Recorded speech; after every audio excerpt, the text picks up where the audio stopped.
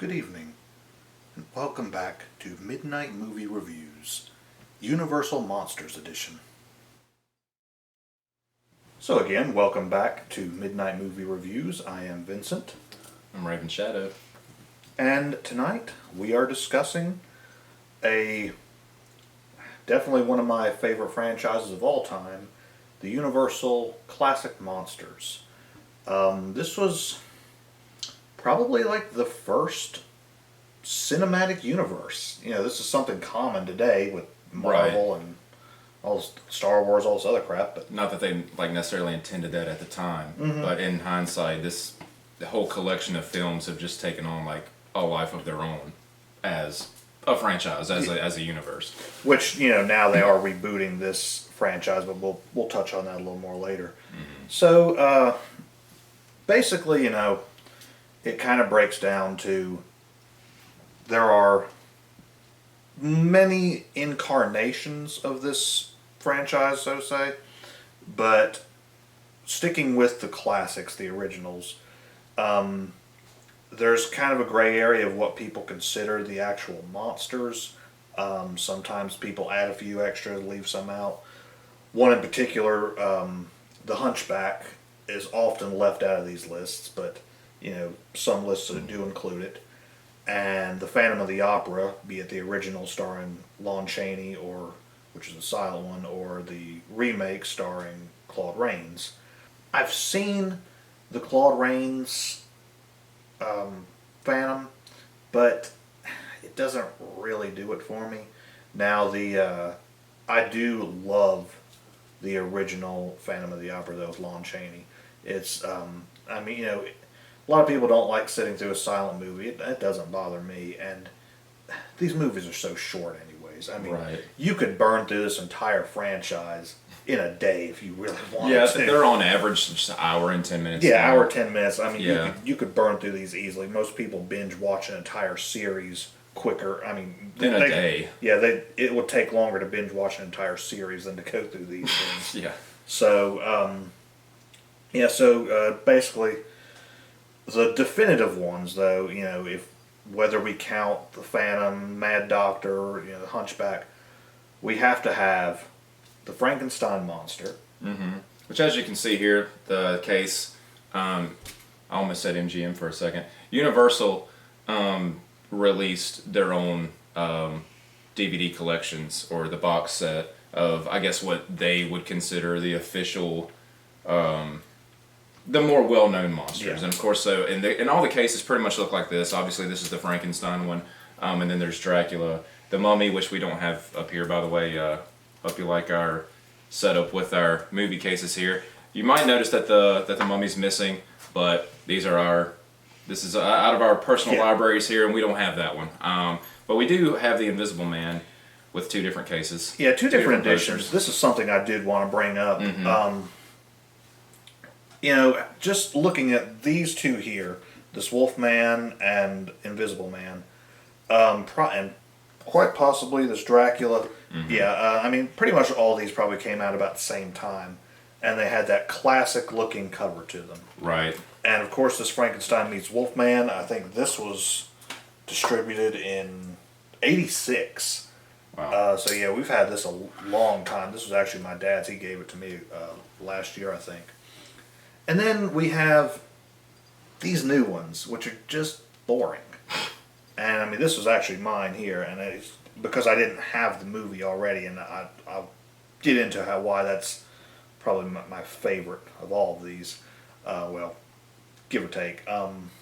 But I had to have it, and this is the only covers they really offer now. I think Walmart has the glow-in-the-dark ones now.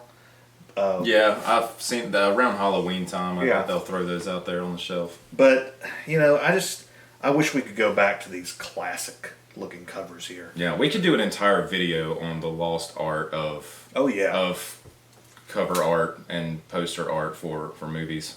Probably be a future video, so be on the lookout for that. It'd be a good topic. But yeah, so we've got Frankenstein, we've got the Wolfman, we've got Dracula, we've got the Invisible Man. Don't have the Mummy setting here.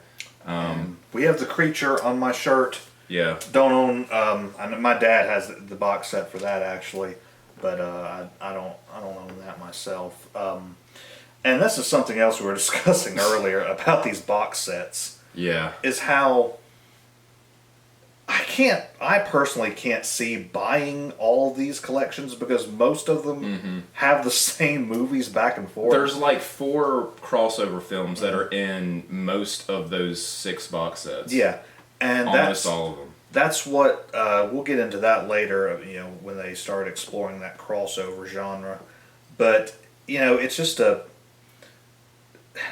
it's kind of just a little money-making scheme. Yeah, there's a couple of them maybe worth buying because you are getting new films on each one. If you got like the Frankenstein, the Mummy, and the Invisible Man, you're pretty much straight. But once you get into Dracula and Wolfman, there's crossover there. You get in the same movies in the same, or in the different collections. And then, Creature from the Black Lagoon, there's only like 3 movies in that one.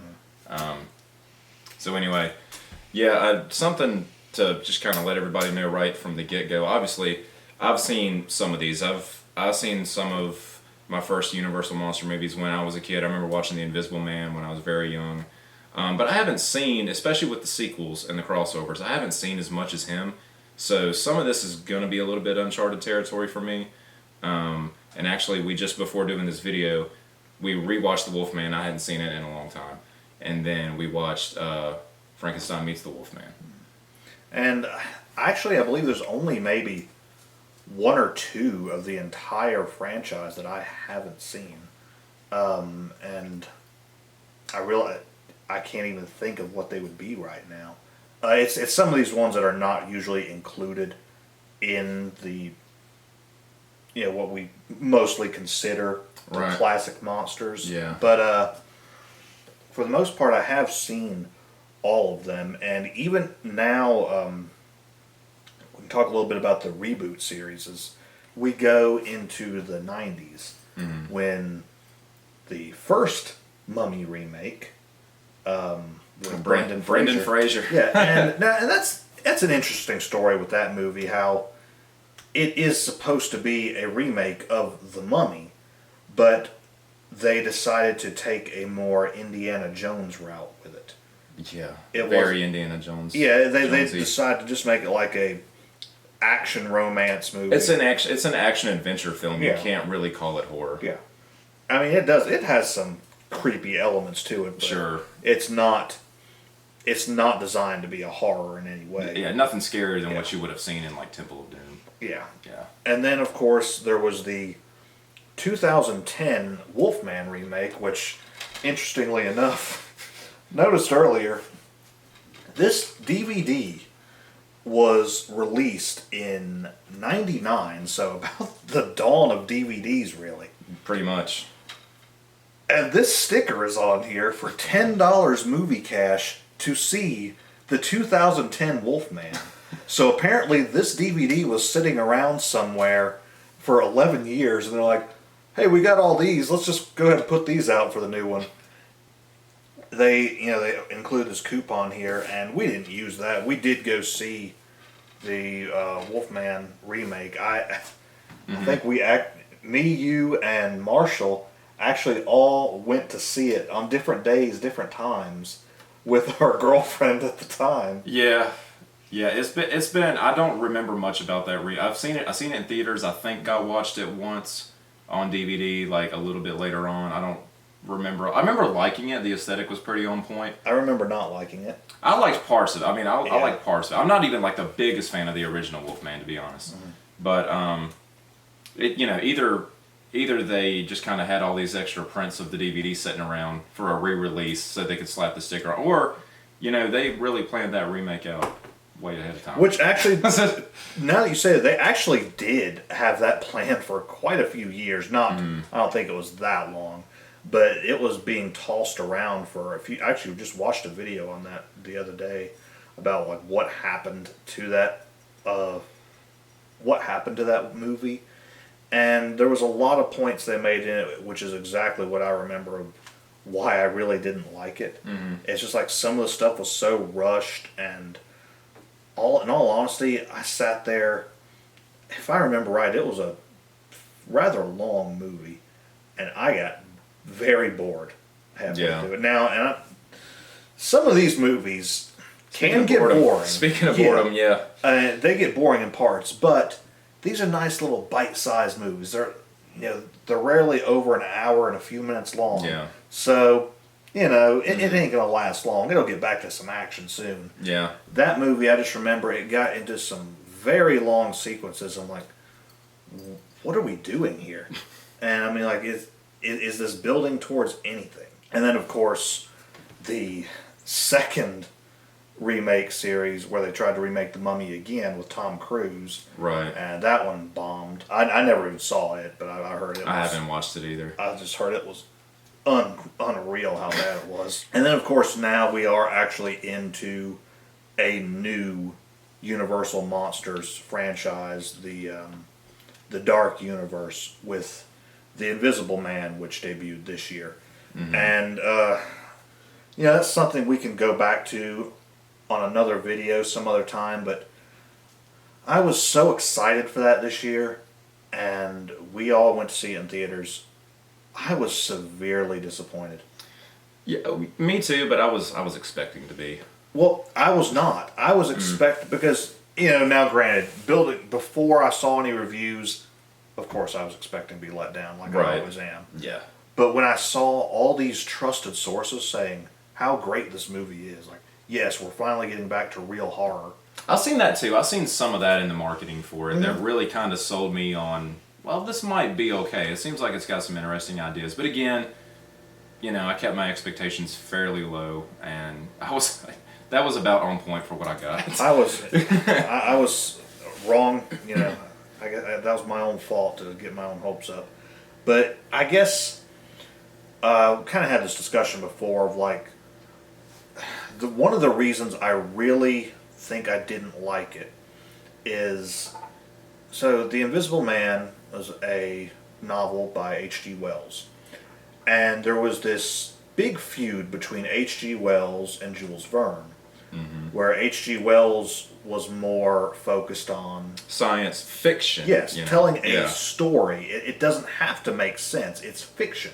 Mm-hmm. And when you start watching a science fiction movie or any of these monster movies, you're not expecting reality. I mean, it's just like... Right. I mean, like, how close to reality can it really be? You go in expecting, okay, this is some fantasy. Yeah. It's something like with H.G. Wells, the fiction was underlined, and then with Jules Verne, the science was like... Exactly. He was all about explaining away why all this stuff could happen. Yeah, the stories in his mind had to make sense from an actual scientific level. And the original, Claude Rains' Invisible Man, they do kind of explain a little bit of why, it's like some flower or plant that was, could camouflage itself or drain color, and he's injecting this under his skin for a series of weeks, and it makes him disappear. Okay, yeah, that's good enough for the plot. I can accept that. Some of that might come back to me a little bit when we talk about it a little bit more. Yeah,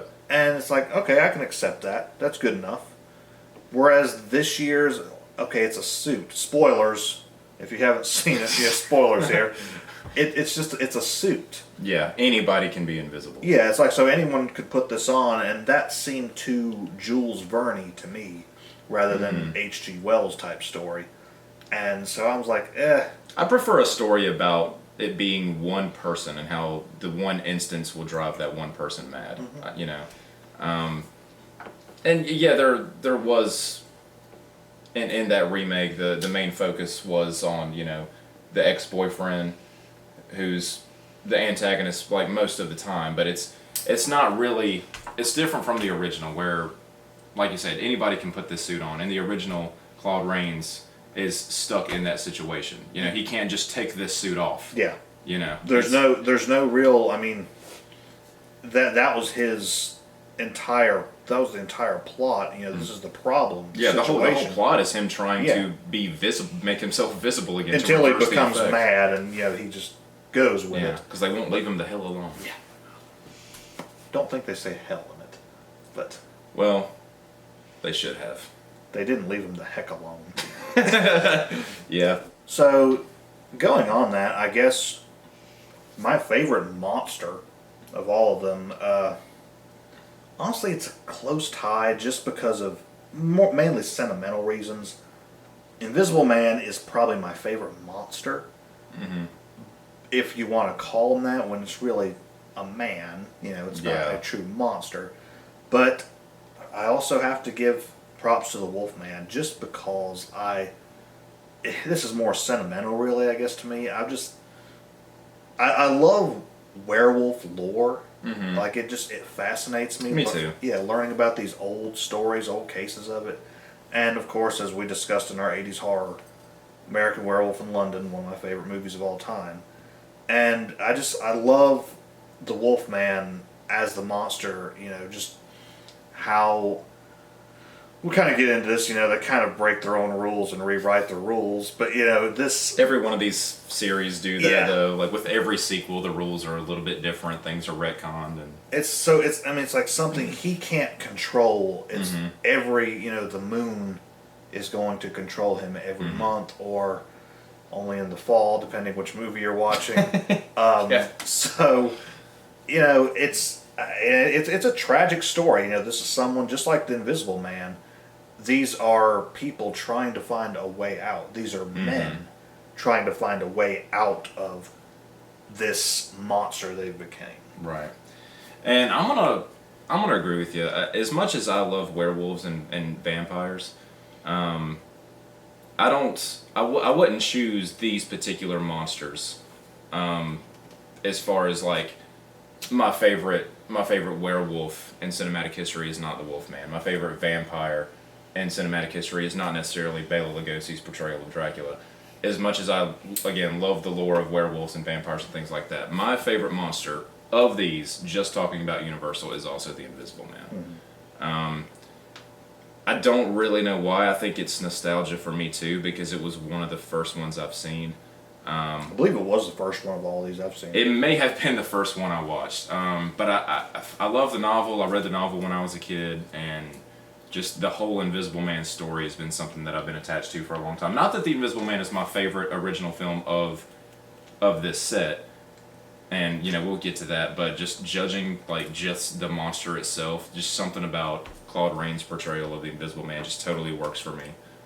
And that's something else with these movies, they are their own universe, but it's also like the Tim Burton universe of today, that the only actors that exist is his wives and Johnny Depp. These movies use the same actors over and over in each part. I mean, you either have Bela Lugosi, Boris Karloff, Lon Chaney, Claude Rains. That's pretty much it. Basically, yeah. Like just running down the Frankenstein ones. You have Karloff, who plays the monster in the first three, I believe, and then Frankenstein meets the Wolfman, which would be considered like the fifth film in that series. You have Bela playing the monster again, but it's also the sequel to... It's a direct sequel to the Wolfman, where he plays a gypsy. Yeah. So, like, you have like those iconic and he's actors. Playing Igor in... Yeah, he's playing Igor in Son of Frankenstein. Yeah. So like, all of these are just become so convoluted at some point with that. So you don't pay attention to the actors. You just really have to pay attention to the character. Yeah. Bela Lugosi was actually considered for the role of the monster in the original Frankenstein, and I can't remember the story behind it. I think Bela turned the role down because I think the reason was that he knew it was going to be lots and lots of heavy makeup. It was going to just really dramatic makeup role, and because he was already known for Dracula, he thought if you put too much makeup on him, well, they're not going to know me from that. So he felt like he wouldn't really be able to use his star power for it because he didn't think anybody would know it was him. Yeah. So then, of course, that was a great decision because we got Boris Karloff. Yeah. Yeah. And as we kind of touched on earlier, these movies are not really ones you're watching for quality. I mean, there is some... most of these movies are so short that, if you take 5 minutes of filler material or kind of a lull in the story today in, a movie that's typically about 2 hours is standard today. Yeah. 5-10 minutes of that, no big deal, that fits. 5 or 10 minutes of this is a huge chunk of this movie. Yeah. And so if you have 5-10 minutes of downtime in one of these, you're like, okay, we got to move on from this. Yeah, and just being honest, just out of the two that we watched tonight, that was kind of the biggest problem for me. I just kept finding myself thinking about other things and zoning out, just because we were watching Wolfman, and even it was worse in Frankenstein Meets the Wolfman. Yeah, there are scenes in Frankenstein Meets the Wolfman, especially throughout the entire middle of the movie, like when Frankenstein's daughter comes into the picture. She's absolutely useless in this movie. She does nothing.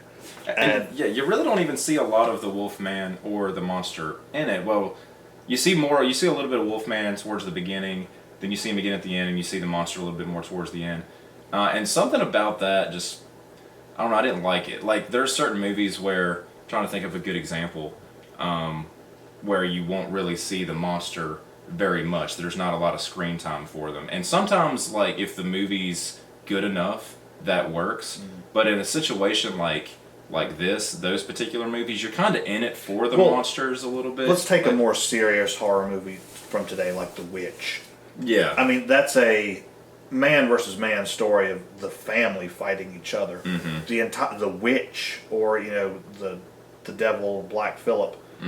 We see those characters for 5 minutes tops. Right. The entire movie. Yeah, but because those films are just so well written and so well made, it doesn't hinder it at all that you don't see a lot of them. But like in a movie like that, like these are monster movies. Yeah, I wanted to see more Frankenstein monster, which Bela Lugosi's portrayal of the Frankenstein monster, I mean, bless his heart, but it's just not, it's nowhere near Karloff in the first couple. But even Wolfman, I wanted to like see more of that, but there's just lots of dialogue and it's drug out. The story of Wolfman in general, I mean, it's kind of, I feel like it is one of the better written movies of them.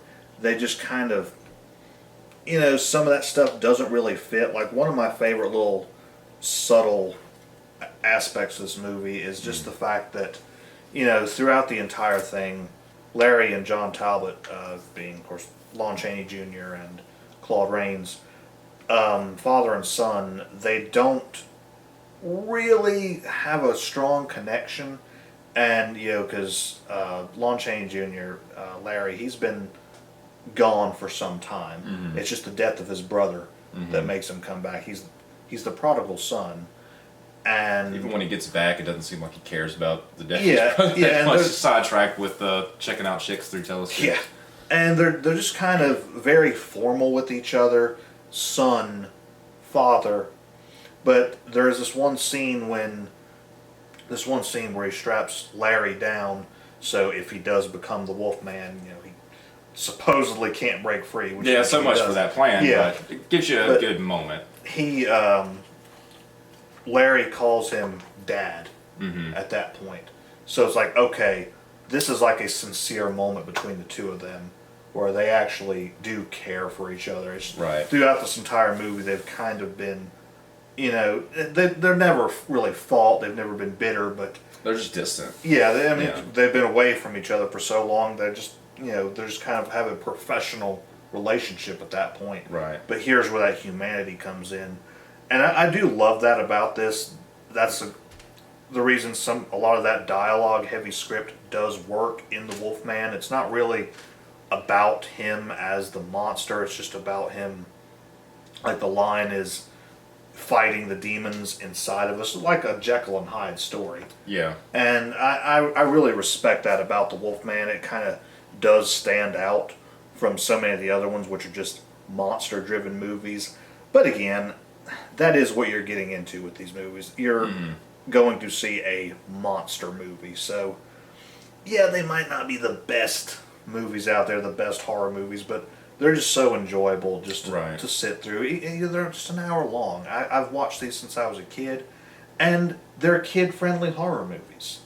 Yeah, true. There's so many horror movies today, you can't show a little kid. Yeah. I've seen these when I was very, very young. Yeah, I mean, these are the first horror movies I was ever introduced to. Right. So, I stick with them now to this day. They're still some of my favorites. And some of them, like, I was mentioning earlier about, like, the writing not being super strong in some of these, but, like, at their core, some of these are very, very good stories. They're timeless, really. I mean, that's why we still talk about them now. Yeah. So I guess now getting into our best and worst of these. I guess let's just start out with the worst of the original installments. Okay. Which one are you going to pick as for the worst?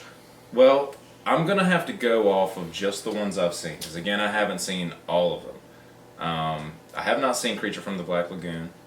I have seen parts of The Mummy. We watched, in one of my film classes, we watched some clips from it. And I've seen parts of it here and there. I think maybe I watched it a long time ago when I was a kid. It's just not very fresh in my mind, so I won't count that one. I don't want to be unfair to it. So that would just leave Frankenstein, Invisible Man, Dracula, Wolfman. So out of the ones that I have seen, I'm gonna say I enjoy probably the Wolfman the least. Really? Mm-hmm. Okay. I'm going to knock out Dracula right off the bat. That's another one. I would put Dracula just above it. See, I can go back and watch the Wolfman time and time again. Again, it's kind of a nostalgia thing. I've watched it since I was a kid. I love the Wolfman. Dracula has always bored me. Yeah. It puts me to sleep. Like I don't know. I can never get into Dracula. I've always had the opinion that like just the Dracula story, even dating back to the novel, because I've read Bram Stoker's novel.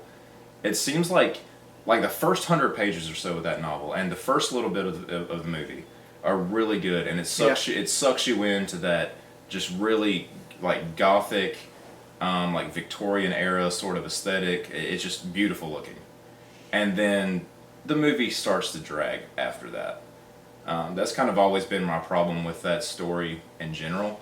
I would put it just above Wolfman, maybe because Bela Lugosi as Dracula is just a little bit more iconic to me. I think it sort of hits that gothic aesthetic that I like just a little bit better. And Wolfman, I think, is a good story, but it's a little bit, it's on the boring side for me too. So I would put Dracula just above it. And as we get into the best, that is something else I wanted to mention is little details about these movies that are so great is the set pieces and the film score. Yeah. These movies, now there was a few that are fairly, musicless, such as The Invisible Man, Frankenstein, but the ones that do rely on that film score do it so greatly. Yeah. I mean, it's a throwback to the old silent films when you'd have either a piano or an orchestra playing throughout the movie. And I'll say, I read as much as, we touched on Frankenstein meets the Wolfman and sort of what we didn't like about it, but something I want to say I did like about it was the score. I thought the score was really good in that. And even, for the Wolfman too, in general. Wolfman, Dracula, a lot of these, they had a real beautiful score that just accented the movie perfectly. There were many just cheaply made films then. Just no music, no real sound effects really to a lot of it. I think some of these sort of were early on when music was really started to be really used as kind of a tool, a storytelling element, things like that in some of these movies. Because, that was the thing with silent film, is not much dialogue because you had to throw up a subtitle every few seconds. Yeah. They told a story with picture and music. And that's what many of these do. If you kind of toss out some of the dialogue, now granted you're going to be tossing out some big chunks of scenes in some of these movies. Yeah. But if you were to toss out the dialogue and make these silent movies, they would be just as perfect in the same way. Yeah, I would definitely say that about Frankenstein. So I guess going on to our best of each category, I did take a poll on Instagram, Facebook, and I do have some results of that. But we're going to discuss our favorite original installment, our favorite solo sequel, and our favorite crossover. So going on to our favorite original, I think we both tie on this one. Maybe. My favorite originals, I really tie for Frankenstein and The Invisible Man. I think I'm going to go ahead and give it to The Invisible Man, just because I I just love the story behind it. Claude Rains' performance in it is beautiful in the sense that he is seen for 3 seconds in the entire movie. Yeah. But his voice acting, his expressions when he's under the wraps and under the gauze and everything, it's just that mad laughter too when he's taking the bandages off. I mean, it's chilling especially for that time period. And okay, he's not. He knew good and well he's not going to be seen on film. Mm-hmm. He's not going to be seen in this. Some people just phone that in. Mm-hmm. No, he takes it to just the full extent that he possibly can. Yeah. And it is just so.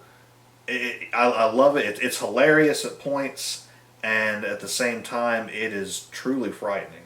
Yeah. Just to think of the possibilities if this were something true, like what could happen, like what he would be capable of doing. And I mean, it has its flaws, like all of these do. I mean, there's a couple. The ending is kind of abrupt, like many of these movies are. They all end super suddenly. Yeah, it's just like no falling action. Okay, here's your big climax and the end. Boom, we shot him. The monster's dead. Yep. That's it. I mean, that's all you were really going for back then was, okay, we have our plot, here's what's wrong. Oh, here's scary monster. He's dead. Yay. We're all happy. But it's still it's such a fun movie, and it's one I watch just about every year, especially at Halloween, and I never get tired of it. And Frankenstein is a very close tie for that, but yeah, I think I'm gonna switch it up. I'm gonna go the opposite way with you. I think I like Frankenstein is probably my favorite one. Mm-hmm. Going into this review, I caught up with Frankenstein. I rewatched it a few days ago. I meant to rewatch The Invisible Man, but I didn't get around to it. I knew that I liked both of these going into this. Now, if I had time to go back and watch The Invisible Man again and have it just as fresh in my mind as Frankenstein, I maybe would agree with you. But just going on my memory of Invisible Man, as much as I love it, I mean, because it is a great movie, it's easily my second favorite. There's no comparison. But I'm going to say Frankenstein. I just love the Frankenstein story. It's something that just never gets old to me. Again, I've read the novel. Not a very well written book, but Mary Shelley created an iconic story, and just with James Wells directing, and with Karloff playing the monster, and even Colin Clive as Dr. Frankenstein, just everything about it is just cool to me. Like the gothic aesthetic is, more so there than it is in The Invisible Man. And that's kind of something that, not to like be unfair to the movies, but that's something that I really like. That's something I really want when I watch some of these old monster movies. So I'm going to say Frankenstein for me is the best. Okay. And the winner of that poll actually went to Creature from the Black Lagoon. Which I haven't seen. Yeah, and I have seen it many times. It's not one of my favorites. I know a lot of people do consider it very underrated. And, I mean, it's a great movie. It's just not, I guess where it was so much later, it was really the last of the entire franchise, of the last of the monsters. It was much later, wasn't it? Like, it was in the 50s. Yeah, I was going to say, it was, early 50s. Mm-hmm. Yeah. And they, I feel like they kind of lost some of that feeling at that point. Just some of that mood as the rest of these did. Because these series, even by the time you get into the 40s, the sequels to these things were already cash grabs. Mm-hmm. So I think in 1931, when you had The Invisible Man, Dracula, and Frankenstein, that sort of, the things that made those movies great, I think sort of just kind of started to get lost over time. And you got a lot of throwaway stuff. And I think maybe Creature from the Black Lagoon, if I'm interpreting like this right, because again, I haven't seen it. But maybe by the time you got to the 50s, like it was just a little watered down. Yeah. No pun intended. Right. And so, moving on to our favorite solo sequel, I think we're in a solid agreement on this. Yeah, I don't think there's a comparison for this. Yeah. Bride of Frankenstein. Exactly. So I'll let you go ahead. Again, to be fair, I hate to keep reminding, but I haven't seen a lot of these sequels. I've seen a few of them. Out of the ones I've seen, Bride of Frankenstein, to me, is not only the best sequel of all of them, I think it's almost as good, and I can't even decide if I like it better than the original Frankenstein. There's a debate, I think, between what's better, Frankenstein or Bride of Frankenstein. And actually, when I was in film school, I had two professors that argued about, like, one liked the original, one liked Bride. I honestly, if I had to put a number one title to it, I might give it to Bride. Yeah, I mean, it's really, really hard for me to say, because there's things I like about the original. I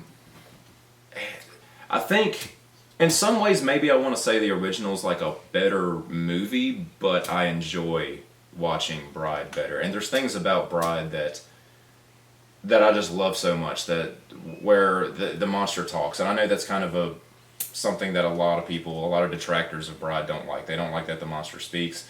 But I really like it because, and the monster spoke in the book. It gives them that humanity. Yeah, the monster spoke in the book, and the first film never really got into that. And which that was that was censorship.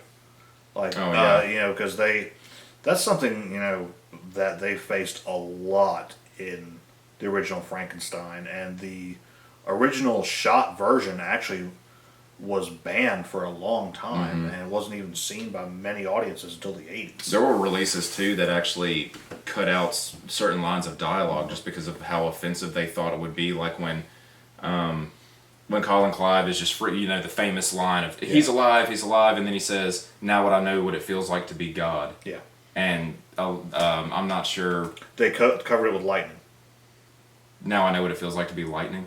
No, they covered the lightning sound over that line. Okay. And that became a trope for years of just saying something, then boom, thunder. Right. Yeah. Yeah. But yeah, Bride of Frankenstein. If you haven't seen it, definitely check that movie out. I love the speaking, and then when it gets to the scene with the blind man, like, that was just very well done. Karloff is just so great as acting in the role of the monster, and you never really, I don't think, after Karloff, you really never got a portrayal of the monster that was as good as what he did.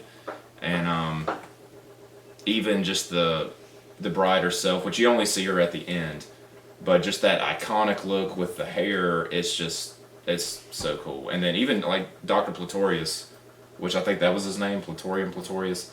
Anyway, that character often gets forgotten, but I'm not sure what the actor's name was that played him. But even he was good in that, and just being that mad scientist, pulling Dr. Frankenstein back in, to him joining forces with the monster, forcing Frankenstein's hand to create the woman who inevitably doesn't like the monster any more than anybody else does. So, we belong to yank the lever that blows up the castle that for some reason is there. Yeah. And it's truly one of those cases like, Silence of the Lambs, where it's this iconic character, whereas Anthony Hopkins is only seen for like 16 minutes in Silence of the Lambs. She's seen for all of like 30 seconds. Yeah, it's really not a long time at all. You see her like jerking her head around a little bit, trying to figure out where she is, and then she screams when she sees the monster, and then that's really about all you get. But an iconic performance in that. Elsa Lanchester, who also plays Mary Shelley in the movie too at the beginning. Yeah. But yeah, Bride is just a super fun movie to watch. Again, I don't know if I like it more than the original. I like it at least as much for sure. But both of them hand in hand are just great to me. I would say that Frankenstein and Bride, and then if you throw the Invisible Man in there, are like my top 3 of every Universal film. And the winner of that poll, by no contest, was as well Bride of Frankenstein. Yeah, I don't think anyone's going to really disagree on that one. Yeah, I don't think you can. I think it's the only one that you can say was as good as its original. Yeah, none of the others can come close to that, I don't think. So now finally moving into our favorite crossover of the monster movies. Now this is a kind of a muddy category, because whereas Frankenstein Meets the Wolfman is the only true direct sequel to the Wolfman, it is also naturally a crossover to these monsters. We had House of Frankenstein, House of Dracula, which was just kind of like, today's Marvel. Yeah, I don't think they're related to the overall plots of either or of any of the monsters, are they really? Yeah, it's like I said, it's just kind of like your Avengers movies today. They throw them all on screen. Let's throw them all out there. Yeah. That'll get people coming in. Yeah. And then of course we had the Abbott and Costello meets. We had Abbott and Costello meets Frankenstein, meets the Invisible Man, meets the Mummy, and those are some very underrated movies. And they became comedies, as we mentioned in our '80s horror comedies. Those were really some of the first horror comedies ever made.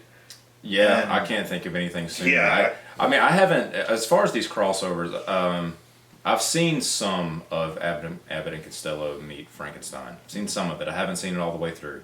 But to be totally fair here, the only one of these that I have watched is the one we watched tonight, Frankenstein Meets the Wolfman. So I guess that's my answer by default. Which happens to be my favorite of the crossovers. There you go. And I believe this is actually my dad's favorite of all the Universal movies. I want to say this is his favorite. It might just be the Wolfman, but I believe it is Frankenstein Meets the Wolfman. And like I said, it just has such a nostalgic factor for me. This is one of the first movies I saw of the Universal line, and it just takes two of your most tragic characters, because the Frankenstein monster is definitely a tragic character. Yeah. He was created, brought into this world.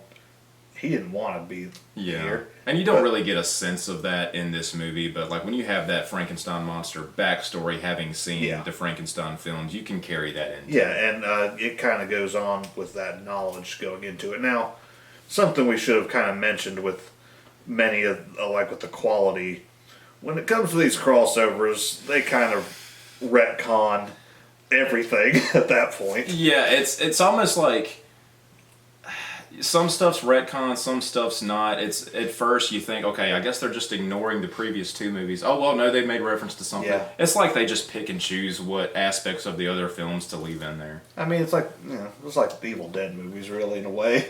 Yeah, well, Evil Dead's different. Evil Dead gets a pass. Yeah. Like Evil Dead's like the only franchise I can think of that can just kind of do whatever it wants, and it always works. We can change these rules. It always works no matter what they do, because they're lighthearted enough movies that it's just you're there for fun. Of course, the story of the Wolfman, Larry Talbot, he's definitely a tragic character. He didn't ask for this. It's just right. Okay, he was trying to save somebody, gets bitten by a werewolf, and he gets bitten by Bela Lugosi, and then he goes to meet Bela Lugosi in Frankenstein Meets the Wolfman to help him die.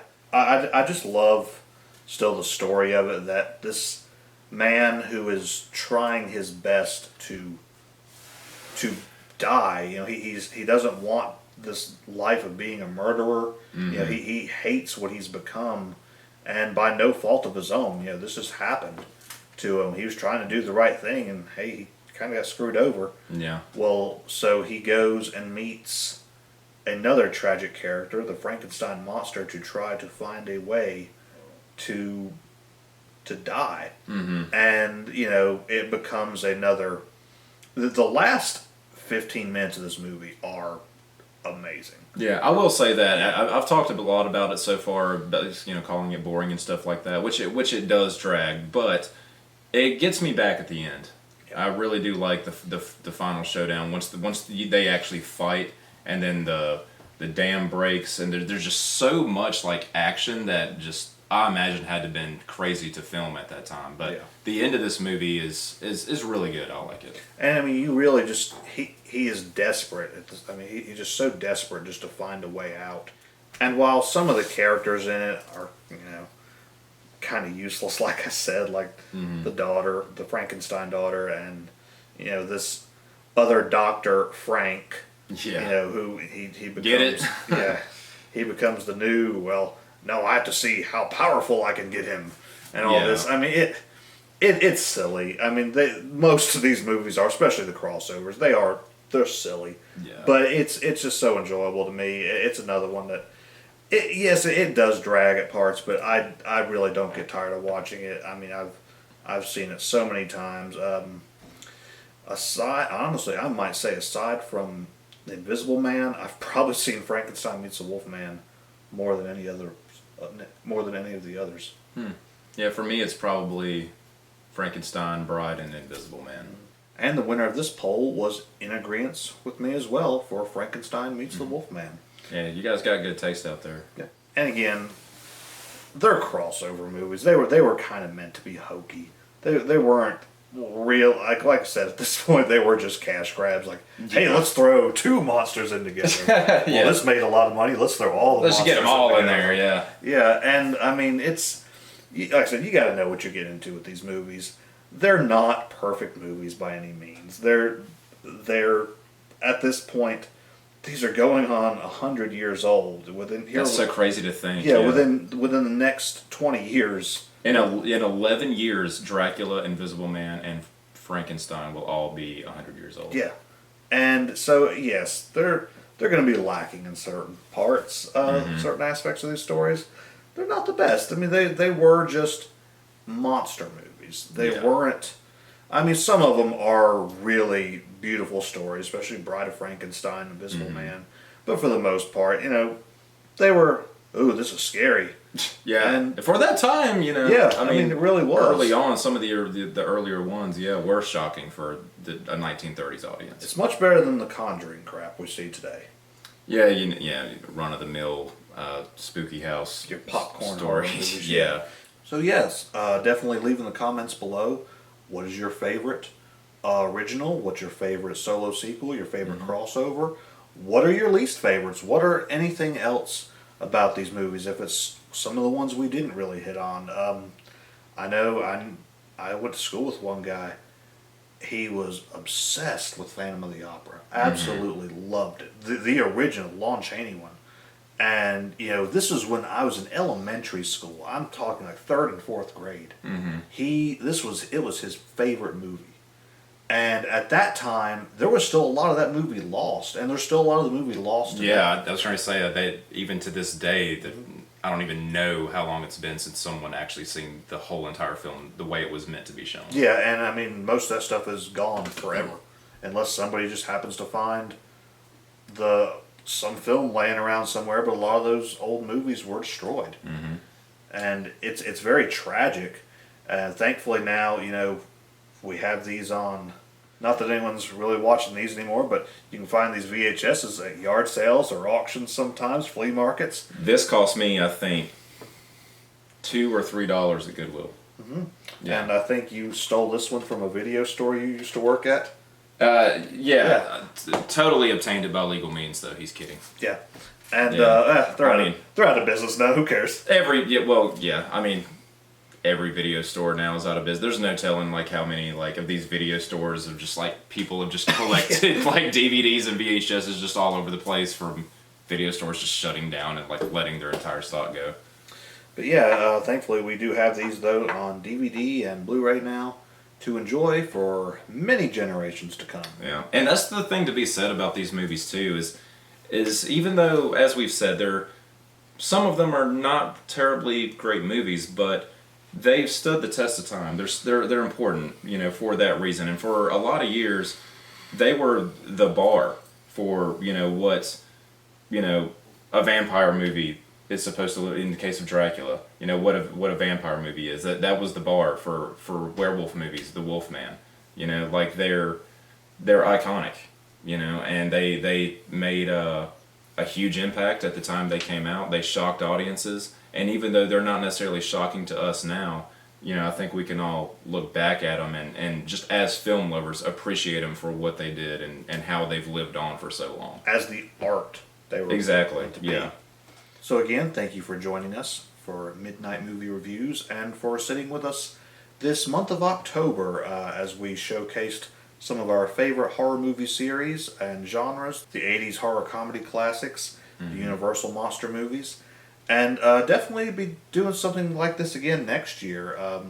Maybe we'll touch on some, found footage films or any other kind of little offset genres. Yeah, or even something I was thinking of is even doing the episode about Vincent Price, talk about some of our favorite Vincent Price movies. That's something I've been wanting to get around to for a little bit. So So Yeah. stay tuned.